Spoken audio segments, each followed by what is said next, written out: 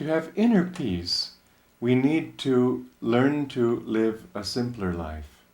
We tend to think that we'll have more peace if we have everything around us that we could possibly want.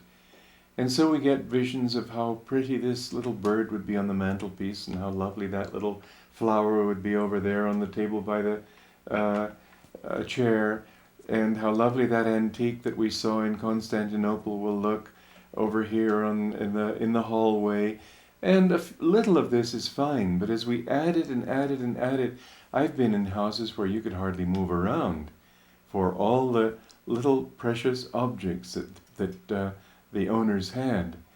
The complication of life is not only in the possessions that we have, but also in our schedules. We try to do so much. We try to crowd so much in. Our simplicity is not only that, it's also in our thoughts. We've got to learn to simplify our thoughts, not to hold many thoughts in our minds at the same time, not to be manipulative of our environment, but to learn to flow with things. Reduce the number of your necessities, your so-called necessities. Many people think things to be necessary that aren't really necessary at all. And if you really had to give up everything, and think of those things that without which you could not live, you would probably be able to give up everything that you own. You have your health, and that's your most prized possession. And to that, I would like to add peace of mind. So practice a simple life, and in that simplicity, practice non-attachment. Reflect that nothing in this world really belongs to you. No one in this world really belongs to you. We came into this world naked, and we leave this world naked. We came into this world owning nothing, and we leave this world again owning nothing. A very good practice, and one I always practice, is every night before I go to sleep, I give this whole world back to God. It's His. It's no longer mine. And then if I should leave this world at night, I'll go free. But it's a very lovely feeling. You could even try mentally constructing a fire and throw all your possessions mentally into it, so that it isn't as if you have to give up things so much as that you mustn't be bound by them. I remember a wealthy man I visited many years ago, and he served me tea on very precious china.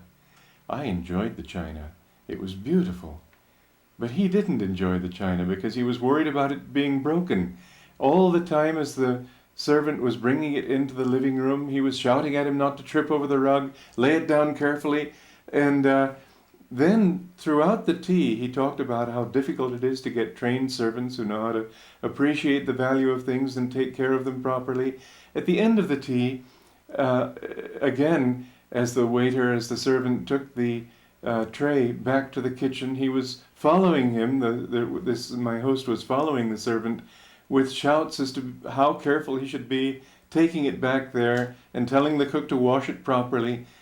The tea amounted to talking about this china. Well, it was fine by me, because in fact it helped me to keep my mind on something beautiful, and I enjoyed it. But why did I enjoy it, and why did he not? Because it wasn't mine. If it broke, it wouldn't matter that much to me. It would be a pity to see a beautiful object destroyed. But beyond that, it wouldn't touch me. He couldn't enjoy it. Why? Again, because he was attached. So you can enjoy things much more, and it's not as if you have to give everything up, but you'll enjoy them much more if you can learn to be non-attached, if you can learn to just say that I enjoy all these things as a caretaker, as a curator for this little museum of my home, for example, but not as the proprietor. That's why it's very helpful to feel that everything that we own belongs to God, belongs to the infinite. Some people don't like to think in terms of God. I think usually the reason they don't is because they don't like the definitions they've been given. But if you think of the infinite consciousness, we're totally in tune with physicists who nowadays, the most advanced physicists, are saying not only what has been proved already long ago, that matter is energy, but also that energy is consciousness.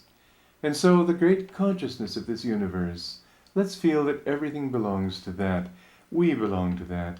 And if we can enjoy things in as a part of our union with that, then we have peace of mind.